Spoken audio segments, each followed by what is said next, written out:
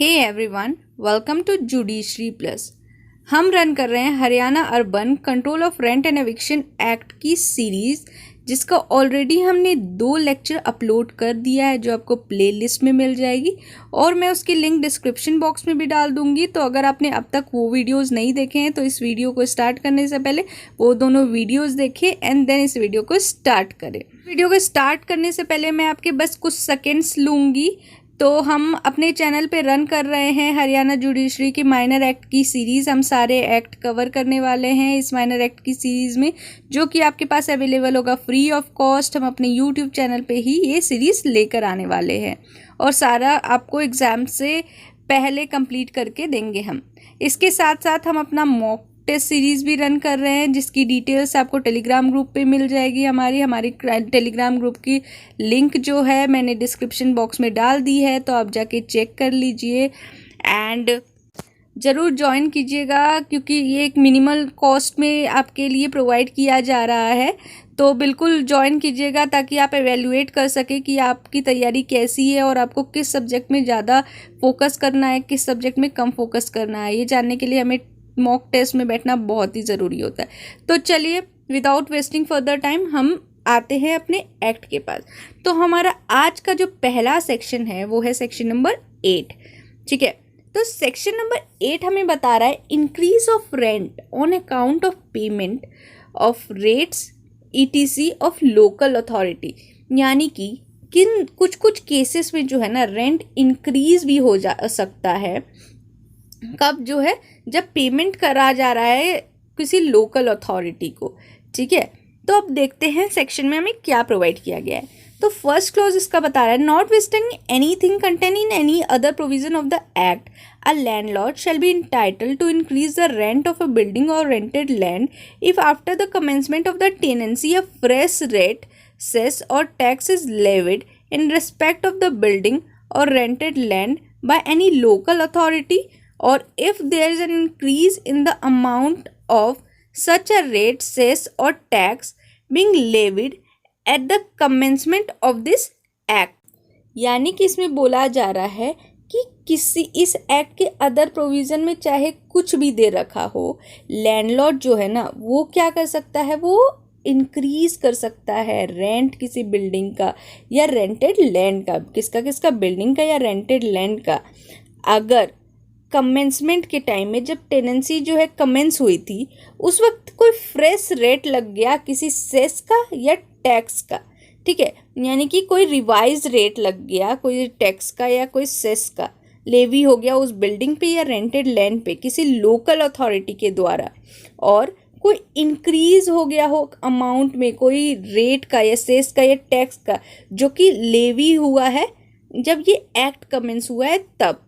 यानी कि इसमें बस सिंपली यही बताया जा रहा है कि अदर प्रोविज़न में चाहे दिया हो कि अगर आपने रेंट फिक्स कर दिया तो आप इंक्रीज नहीं कर सकते हो, लेकिन फिर भी इस जो है क्लॉज 1 में सेक्शन नंबर 8 की आप इंक्रीज कर सकते हो अगर कोई फ्रेश रेट ऑफ सेस लगा दिया गया है, टैक्स लगा दिया गया है किसके रिस्पेक्ट में, बिल्डिंग या रेंटेड लैंड के रिस्पेक्ट में, या तो कोई इंक्रीज कर दिया गया हो उस अमाउंट का जो रेट का अमाउंट था या सेस का अमाउंट था उसको इंक्रीज कर दिया गया हो जब एक्ट कमेंस हुआ है, तो भी आप क्या कर सकते हो, इंक्रीज कर सकते हो इसका। ठीक है, इसके साथ जो है 2 प्रोवाइजो दिए हैं। फर्स्ट प्रोवाइजो हमें बोल रहा है, provided that increase in rent shall not exceed the amount of any such rate cess or tax or the amount of increase in such rate cess or tax as the case may be.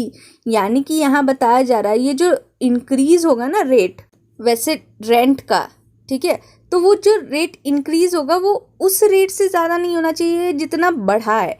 यानी कि किसी cess का या tax का कोई rate बढ़ा है x amount पे, ठीक है, एक्स अमाउंट इंक्रीज हुआ है इसका rate x amount for example. ठीक है, तो एक्स अमाउंट तक ही आप जो है ना रेंट भी इंक्रीज कर सकते हो। ऐसा नहीं है कि आपको एक्स अमाउंट इंक्रीज किया गया है सेस का या टैक्स का रेट और आप जो है वाई अमाउंट इंक्रीज कर रहे हो। यानी कि फॉर एग्जांपल हम अमाउंट में लेके देखते हैं, यानी कि अगर आपको मान लीजिए 100 रुपीज़ इंक्रीज़ हुई है तो आप 100 रुपीज़ से ज़्यादा नहीं बढ़ा सकते हो। आप ये नहीं कर सकते कि आपने जो है 150 रुपीज़ इंक्रीज़ कर दी, ऐसा आप नहीं कर सकते हो, ठीक है। आपको 100 से कम कर सकते हो लेकिन 100 से ज़्यादा नहीं कर सकते, ये हमें फर्स्ट प्रोवाइजो में बता रहा है। अब जो सेकेंड प्रोवाइजो है ये हमें बता रहा है, provided further that such increase in rent shall be payable by the tenant from the date of dispatch of the written notice of demand sent by the landlord under registered covered।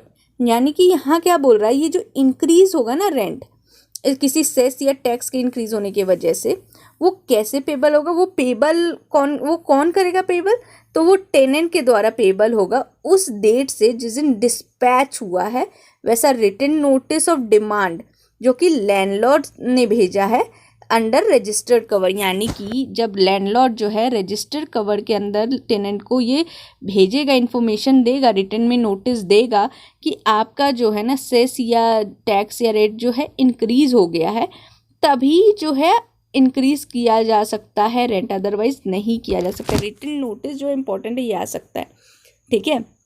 अब जो है section number 8 का second proviso बोल रहा है, notwithstanding anything contained in any law for the time being in force or any contract no landlord shall recover from his tenant the amount of any rate, cess or tax or any portion thereof in respect of any building or rented land occupied by such tenant by an increase in the amount of the rent payable or otherwise save as provided in subsection 1।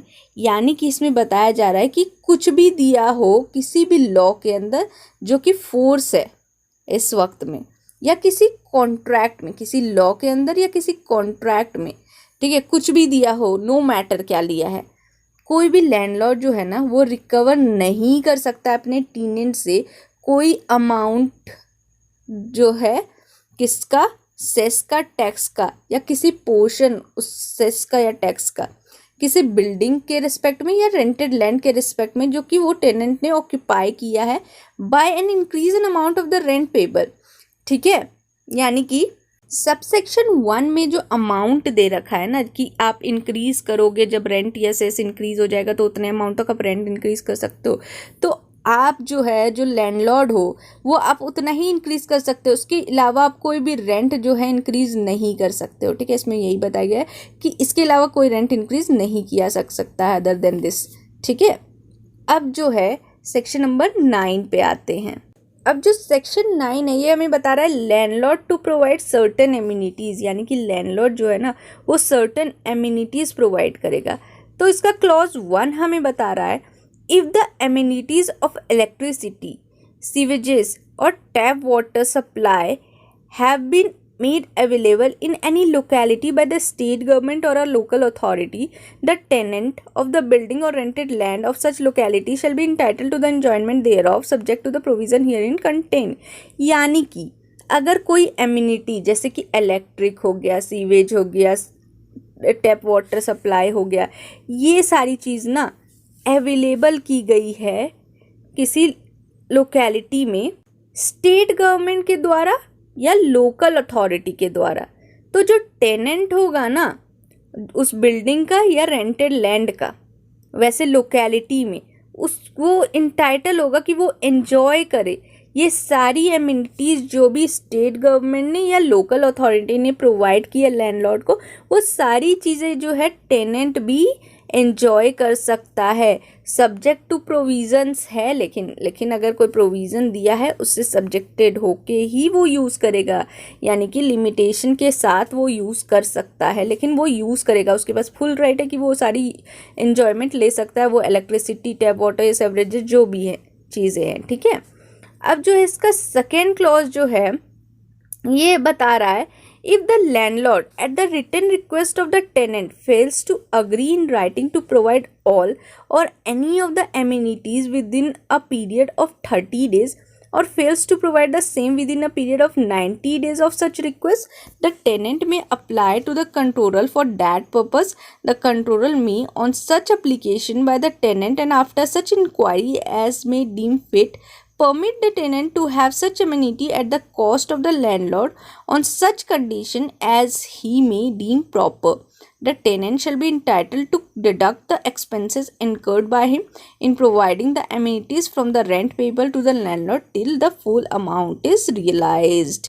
अब जो है 9 का second clause हमें ये बता रहा है कि टेनेंट जो है ना, टेनेंट ने रिटन रिक्वेस्ट किया लैंडलॉर्ड को और बोला कि जो एमिनिटीज़ है वो हमें प्रोवाइड कर दो, और लैंडलॉर्ड ने ना 30 डेज़ के पीरियड के अंदर जो है इस चीज़ पे अग्री नहीं किया 30 डेज़ के अंदर, या फिर वो फेल हो गया प्रोवाइड करने के लिए वैसी एमिनिटीज़ 90 डेज़ के अंदर जिस दिन से रिक्वेस्ट मेड की गई है टेनेंट के द्वारा। तो टेनेंट के पास क्या ऑप्शन आएगा, तो टेनेंट जो है ना वो अप्लाई कर देगा कंट्रोलर को उस पर्पस के लिए, और कंट्रोलर जो है ना ऐसे एप्लीकेशंस पे जो टेनेंट ने मेड किया है वो इंक्वायरी करेगा, जो जैसा इंक्वायरी उसको सही लगता है, और फिर टेनेंट को परमिट कर देगा उस एमिनिटीज़ के लिए, और जो कॉस्ट है वो किसका लगेगा, लैंडलॉर्ड का लगेगा, और ऐसे कंडीशन में जो भी उसको प्रॉपर लगता है। और टेनेंट जो है ना एंटाइटल है कि वो डिडक्ट कर सकता है एक्सपेंसेस उसके द्वारा जो भी इनकर्ड की गई हो उस एमिनिटीज़ को प्रोवाइड करने के लिए, वैसे रेंट में जो वो लैंडलॉर्ड को पे करेगा ना उसमें से वो डिडक्ट कर लेगा, ठीक है। तो ये कंट्रोलर उसको परमिशन दे सकता है। अब ये जो 30 डेज़ और 90 डेज़ का टाइम था ना, तो 30 डेज़ जो है लैंडलॉर्ड अग्री करने का टाइम है, लैंडलॉर्ड अग्री कर लिया अगर 30 दिन में, या और ये 90 दिन जो है 90 डेज़ ये है प्रोवाइड करने के लिए। याद रखिएगा, कंफ्यूज नहीं होगा, अग्री अगर कर गया 30 दिन में या नहीं किया उसने तो कंट्रोलर के पास जा सकते हैं, और 90 डेज़ के अंदर अगर उसने अग्री नहीं किया 30 डेज़ के अंदर फॉर एग्जांपल, बट 90 डेज़ के अंदर उसने प्रोवाइड कर दिया तो फिर आपके पास कोई रिकोर्स नहीं है। लेकिन अगर उसने दोनों में से कुछ भी नहीं किया तो आप जा सकते हो, ठीक है। फिर इसका प्रोवाइजो भी अटैच्ड है दो। तो पहला प्रोवाइजो बता रहा है, provided that the rate of deduction of such expenses shell not exceed 50% of the amount of rent. यानी कि ये जो डिडक्शन करेगा ना टेनेंट एमिनिटीज़ के जो एक्सपेंसेस लगे उसके लिए वो जो रेंट से डिडक्ट करेगा वो जो है 50% से ज़्यादा डिडक्ट नहीं कर सकता है इन एनी केस, ठीक है। तो ये भी याद रखिएगा 50%। फिर फर्दर प्रोवाइजो जो बोल रहा है इसमें बोल रहा है जो कंट्रोलर जो है वो रिजेक्ट कर सकता है वैसा एप्लीकेशन जो भी टेनेंट ने मेड किया है, अगर वो सेटिस्फाई हो जाता है कि अगर वो उसने ऐसा ऑर्डर दे दिया ना टेनेंट को ऐसे एमिनिटीज़ यूज़ करने के लिए तो वो अनड्यू हार्डशिप हो जाएगी लैंडलॉर्ड पे। तो ऐसे केस में ना कंट्रोलर रिजेक्ट कर देगा एप्लीकेशन, और वो सब कैसे ये जज करेगा कि अनड्यू हार्डशिप होगी, तो वो सारी चीज़ें देखेगा कि सोर्स ऑफ इनकम क्या है लैंडलॉर्ड की, ठीक है, एक्सपेंडिचर क्या है, और सारी बेनिफिट्स जो भी उसको अचीव करता है वो सारी चीज़ें वो देख के ही डिसाइड करेगा, ठीक है। फिर आते हैं अपने नेक्स्ट क्लॉज की तरफ जो कि है सब क्लॉज नंबर 3। इसमें बता रहा है the controller may fix the extent and specification of the amenities as far as possible keeping in view the circumstances of the case and also the estimated cost thereof. यानी कि जो controller है वो क्या करेगा, वो fix कर सकता है एक्सटेंट और स्पेसिफिकेशन, ठीक है। वो क्या फिक्स करेगा, एक्सटेंट और स्पेसिफिकेशन सारी एमिनिटीज़ का जो भी स्टेट गवर्नमेंट या लोकल अथॉरिटी ने दी है लैंडलॉर्ड को, ठीक है। तो कंट्रोलर वो सारे फिक्स करेगा एक्सटेंट और स्पेसिफिकेशन उस एमिनिटीज़ की जितनी भी पॉसिबल है, वो सारे सर्कमस्टांसेस को ध्यान में रख के और कॉस्ट को एस्टिमेट करके। ये सारे काम किसके हैं, तो ये सारे काम जो हैं ये कंट्रोलर के हैं, फिक्स करना, एस्टिमेट करना, कॉस्ट, सर्कमस्टांसेस देखना जब भी टेनेंट एप्लीकेशन देगा कंट्रोलर को, ठीक है। अब क्लॉज नंबर 4 बता रहा है after the amenities has been provided the tenant shall immediately thereafter send the detail of the expenses incurred by him to the landlord. एक बार एमिनिटीज प्रोवाइड कर दी गई, ठीक है, तो टेनेंट क्या करेगा, टेनेंट इमीडिएटली देयर आफ्टर अपने सारे डिटेल्स जो है ना एक्सपेंसेस के जो भी उसके द्वारा इनकर किया गया है वो सारे लैंडलॉर्ड को भेजेगा। ऐसे कुछ भी आर्बिट्ररी वेज से आप कुछ भी अमाउंट डिडक्ट नहीं कर लोगे अगर आप टेनेंट हो। आपको पहले जो है ना भेजना पड़ेगा डिटेल कि कौन से कॉस्ट जो है इनकर किए गए हैं, कैसे क्या कॉस्ट लगा है, और उसके बाद ही आप डिडक्ट कर सकते हो लैंडलॉर्ड की मनी, ठीक है।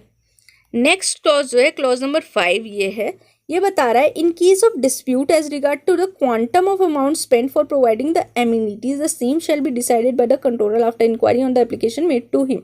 अब डिस्प्यूट हो गया लैंडलॉर्ड के बीच में और टेनेंट के बीच में, जो भाई अमाउंट जो है ना आप दिखा रहे हो कि आप ज़्यादा अमाउंट दिखा रहे हो, आप ज़्यादा अमाउंट डिडक्ट करना चाहते हो रेंट से, ठीक है। लैंडलॉर्ड का जो है वो मैलाफाइड इंटेंशन है कि वो लैंडलॉर्ड के अमाउंट से ज़्यादा जो है रेंट अमाउंट डिडक्ट करना चाहता है, ये लैंडलॉर्ड का कंटेंशन है। और टेनेंट बोल रहा है कि वो जो है सही सही अमाउंट लगा रहा है, बट लैंडलॉर्ड जो है वो बोल रहा है कि कम अमाउंट लगाए।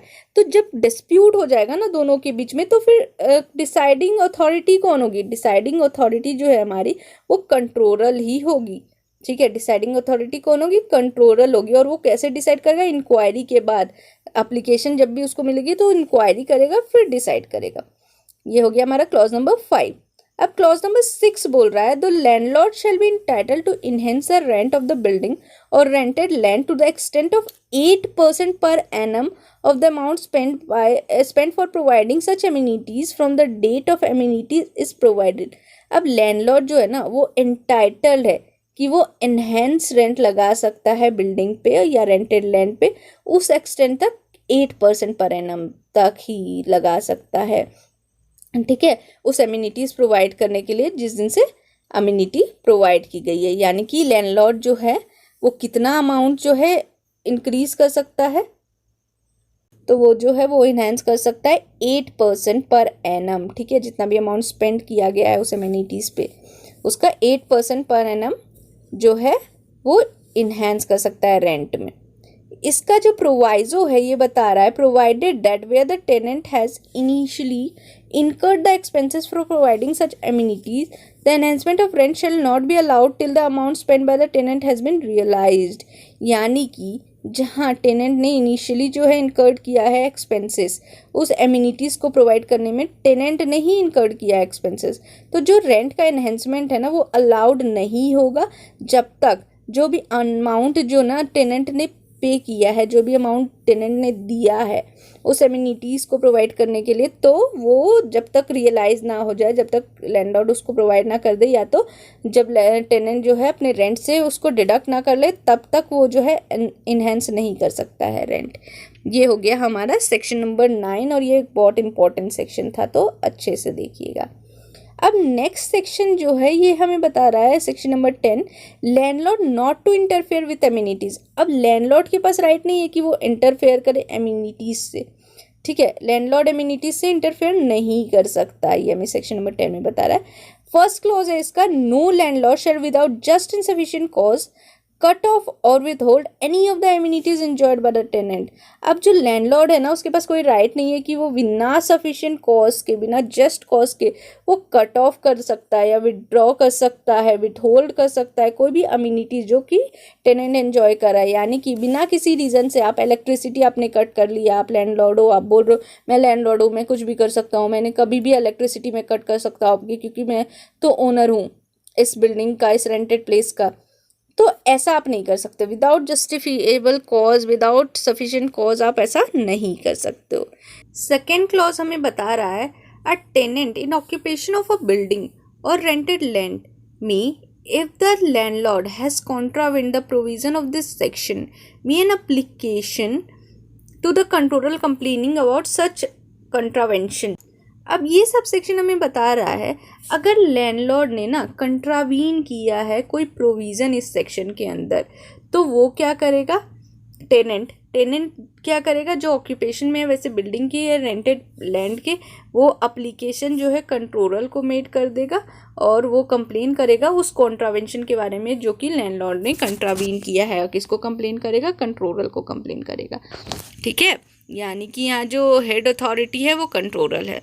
अब नेक्स्ट सब क्लॉज पे आते हैं, if the controller on inquiry finds that the tenant has been in enjoyment of the amenities and that they were cut off and withheld by the tenant without just or sufficient cause, he shall make an order directing the landlord to restore such amenities। ठीक है, यहाँ क्या बता रहा है? जो controller है ना वो इंक्वायरी करेगा और इंक्वायरी पे उसको अगर लगता है कि जो टेनेंट जो है वो एंजॉय कर रहा है वैसे एमिनिटीज़, एंड जब वो इन्जॉय कर रहा था तो विदाउट एनी सफिशिएंट कॉज जो था लैंडलॉर्ड ने क्या किया? लैंडलॉर्ड ने without just and sufficient cause withheld कर दिया या कट ऑफ कर दिया एमिनिटीज़। ठीक है, तो वो ऑर्डर कर देगा और लैंडलॉर्ड को डायरेक्ट करेगा कि जो तुमने amenities without just and sufficient cause के जो है विदहोल्ड कर लिया है या कट ऑफ कर दिया है, वो सारे तुम क्या करो, रिस्टोर करो। ठीक है, इसके साथ एक प्रोवाइजो भी अटैच है जो बता रहा है, provided that if the controller is satisfied from the affidavit or otherwise that the immediate enjoyment of the amenities is essential, he may by order in writing allow the tenant to get such amenity restored on such terms and condition as may be imposed by the controller, subject to the final decision as regard to the expenses and restoration of such amenities।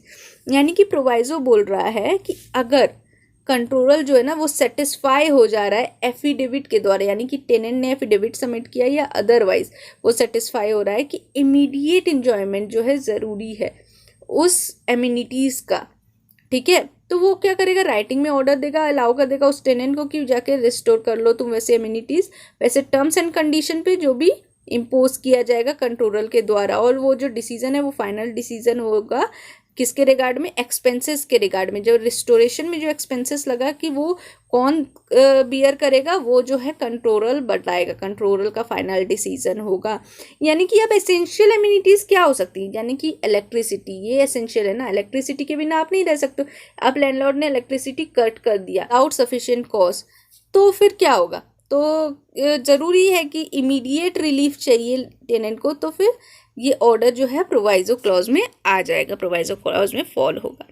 अब next section पे चलते हैं जो कि बता रहा है conversion of a residential building into a non residential building. यानी कि जो कन्वर्जन कर रहे हैं रेसिडेंशियल बिल्डिंग के किस चीज़ में कन्वर्ट कर रहा है, नॉन रेसिडेंशियल बिल्डिंग में। ठीक है, तो इसका प्रोवाइजो बोल रहा है no person shall convert a residential building into a non residential building except with the permission in writing of the controller. यानी कि रेसिडेंशियल बिल्डिंग जो है ना वो कभी भी कन्वर्ट नहीं हो सकता है नॉन रेसिडेंशियल बिल्डिंग में। यानी कि जहाँ पीपल रिसाइड कर रहे हैं वो आप कमर्शियल पर्पज़ के लिए यूज़ नहीं कर सकते हो, लेकिन कर सकते हो किस केस में, जहाँ कंट्रोलर ने जो है ना रिटन परमिशन दे दिया है उस जगह पे कर सकते हो, अदरवाइज नहीं कर सकते। तो बहुत ही ईजी प्रोविज़न था, आई होप समझ में आ गया होगा आपको। नेक्स्ट प्रोविज़न पे चलते हैं जो कि है सेक्शन नंबर 12। ये बता रहा है failure by landlord to make necessary repair. यानी कि अब लैंडलॉर्ड को जो था ना रिपेयर करना था और वो फेल हो गया रिपेयर करने से, तो क्या बताया जा रहा है, if a landlord fails to make the necessary repair to a building other than structural alterations, the controllers shall be competent to direct on an application by the tenant, and after such inquiry as the controller may think necessary that such repair may be carried out by the tenant and the cost thereof may be deducted from the rent which is payable by him। यानी कि यहाँ बताया जा रहा है अगर जो landlord है ना वो फेल हो जाता है, ठीक है, किस लिए फेल हो जाता है, नेसेसरी रिपेयर करने में वो फेल हो जाता है। नेसेसरी रिपेयर किस चीज़ का, बिल्डिंग का, जो अदर देन स्ट्रक्चरल अल्टरेशन है, यानी कि स्ट्रक्चरल अल्टरेशन इसमें नहीं आएगा।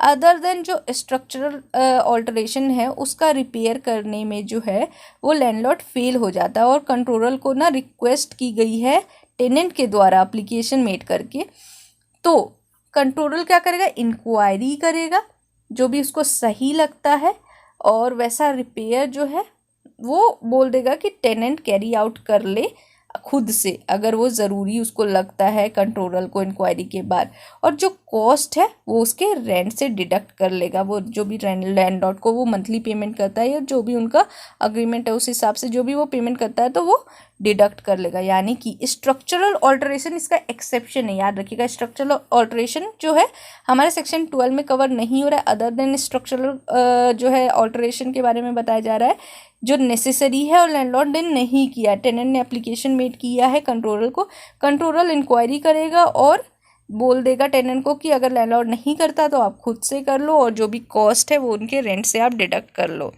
इसमें प्रोवाइजो अटैच्ड है जो बता रहा है कि if the controller is satisfied from the affidavit or otherwise that urgent repair are essential, he may by order in writing allow the tenant to get the repair carried out on such terms and condition as may be imposed by the controller subject to his final decision as regard the cost thereof। यानी कि proviso में बोला जा रहा है जो controller है ना वो इंक्वायरी करेगा, इंक्वायरी के बाद वो सेटिस्फाई हो जाता है या एफिडेविट पे जो टेनेंट ने मेड किया है उस एफिडेविट पे वो सेटिस्फाई हो जाता है, या अदरवाइज में इंक्वायरी वाली चीज़ें आ जाएगी कि अर्जेंट रिपेयर की ज़रूरत है, अर्जेंट रिपेयर जो है ज़रूरत है उसकी, तो वो राइटिंग में ऑर्डर मेड करेगा और अलाउ कर देगा टेनेंट को कि रिपेयर करवा लो, ठीक है, रिपेयर करा लो। ऐसे टर्म्स एंड कंडीशंस पे जो भी इम्पोज किया जाएगा कंट्रोलर को, यानी कि कंट्रोलर टेनेंट पे जो है अपर हैंड रखता है, उस पर भी कंट्रोल कर सकता है कि टेनेंट जो आर्बिट्री एक्ट ना करे, वो कुछ भी खर्च करे और कुछ भी टेनेंट जो है लैंडलॉर्ड से रिकवर करने की कोशिश करे तो वो भी अलाउ नहीं करेगा। इसलिए यहाँ पे जो है कंट्रोलर उस पर सुपरवाइजरी विज़न रखेगा और चेक करेगा, ठीक है। तो टर्म्स एंड कंडीशन वो लगा सकता है जो भी उसको सही लगता है, और वो जो फाइनल डिसीजन है ना कॉस्ट के रिगार्डिंग ये भी कंट्रोलर का ही होगा। यानी कि अगर कंट्रोलर को ऐसा लगता है कि जो टेनेंट है वो ही गलत है, ठीक है, उसका ही इंटेंशन जो है मेलाफाइड है, वो जान के जो है लैंडलॉर्ड का मनी वो नहीं देना चाहता है, रेंट नहीं देना चाहता है, इसलिए वो ये सारी चीज़ें कर रहा है, तो फिर वो जो है डिसीजन अदरवाइज भी ले सकता है कंट्रोलर, ठीक है। ये था हमारा सेक्शन नंबर 12। अब सेक्शन नंबर 13 हमें इविक्शन ऑफ टेनेंट्स के बारे में बता रहा है। ये एक इम्पॉर्टेंट सेक्शन है, तो कल हम इसको लेंगे और फ्रेश माइंड से इसको स्टार्ट करेंगे लेक्चर अपना, ठीक है। तो आज के लेक्चर में हम इतना ही रखते हैं। तो अगर आपने अब तक मेरा टेलीग्राम ग्रुप ज्वाइन नहीं किया है तो जल्द से जल्द ज्वाइन करें और एनरोल करा ले टेस्ट सीरीज़ में, ताकि आप जो है मिस ना करो एक भी टेस्ट। तो this is all by my side. This is Twinkle signing off today's session. Thank you.